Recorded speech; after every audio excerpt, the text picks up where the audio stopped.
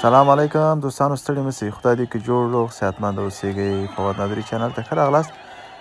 دوستانو، نن دا کوم لوبه چې تاسو وینئ دا د بزکشي لوبه ده او دا فکر به کوئ دا به چیرته وي. دا نو دوستانو داسې یو ځای کې ده، دلته دې چې خلک دې لوبې سره زښته زیاته مینه لري، یعنې بې نهایت. نو د دوی که زه ووایم بزکشي د دوی د اول یعنې لومړی د لوبو کې لومړیتوب لري دوی ته.